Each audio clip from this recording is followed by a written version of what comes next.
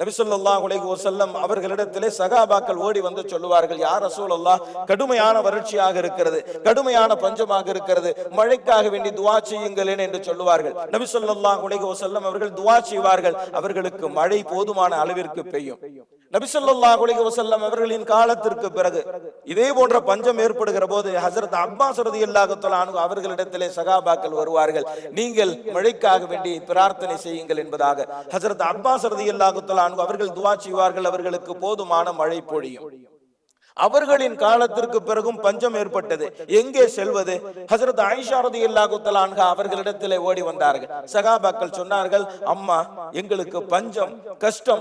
நபி ஸல்லல்லாஹு அலைஹி வஸல்லம் அவர்கள் இருந்தபோது அவர்கள் தான் துஆ செய்வார்கள், அவர்களுக்கு பிறகு ஹஜ்ரத் அப்பாஸ் ரலியல்லாஹு தஆலா அன்ஹு அவர்கள் துஆ செய்வார்கள், இப்போது அவர்களும் இல்லை, நீங்கள் துஆ செய்யுங்கள் என்று சொன்னபோது ஹஜ்ரத் ஆயிஷா ரலியல்லாஹு தஆலா அன்ஹா அவர்கள் சொன்னார்கள், எனக்கு பிறகு யாரிடத்தில் செல்வீர்கள்?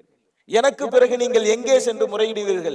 எனவே ஒரு காரியத்தை செய்யுங்கள், நீங்கள் நபி ஸல்லல்லாஹு அலைஹி வஸல்லம் அவர்கள் எங்கே அடக்கப்பட்டிருக்கிறார்களோ அவர்களினுடைய ரவுலா, அந்த ரவுலாவிற்கு நேர் மேலே ஒரு துவாரம் இட்டுக் கொள்ளுங்கள், அல்லாஹ்விடத்திலே துஆ செய்யுங்கள். நபி ஸல்லல்லாஹு அலைஹி வஸல்லம் அவர்கள் துயில் கொள்ளக்கூடிய இந்த பூமி பஞ்சத்தால் பீடிக்கப்பட்டிருக்கிறது, இறைவா எங்களுக்கு உதவி செய் என்பதாக துஆ செய்யுங்கள் என்பதாக ஹஜ்ரத் ஆயிஷா ரலியல்லாஹு தஆலா அன்ஹா அவர்கள் சொல்லி தந்தார்கள். உடனே மக்கள் வந்தார்கள், நபி ஸல்லல்லாஹு அலைஹி வஸல்லம் அவர்களினுடைய ரவுலாவிற்கு மேலே ஒரு துவாரம் இட்டார்கள். பிறகு அல்லாஹ்விடத்திலே துஆ செய்தார்கள்.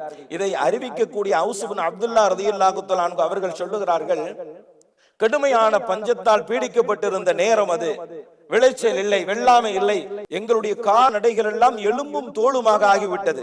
அந்த நேரத்திலே தான் நாங்கள் ஹஜ்ரத் ஆயிஷா ரலியல்லாஹு தஆலா அன்ஹா அவர்களிடத்திலே சென்று முறையிட்டோம்.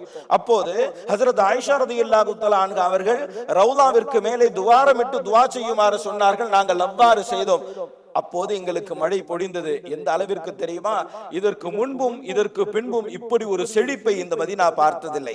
இந்த அளவிற்கு திருப்தியான உணவை எங்களுடைய கால்நடைகள் சாப்பிட்டதில்லை. விளைச்சல் செழித்தது, கால்நடைகள் கொழுத்தது. எனவே அந்த ஆண்டிற்கு பெயரே ஆமுல் ஃபதக் என்கின்ற பெயர் வந்தது என்பதாக ஹஜ்ரத் அவுஸ் இப்னு அப்துல்லாஹ் ரலியல்லாஹு தஆலா அன்ஹு அவர்கள் அறிவிக்கிறார்கள். என்று சொன்னால் நபி ஸல்லல்லாஹு அலைஹி வஸல்லம் அவர்கள் துயில் கொள்ளக்கூடிய அந்த ரவுலா மொத்த மதீனாவிற்கான செழிப்பாக மாறி போன அற்புதமான வரலாறு மதீனாவிலே உண்டு.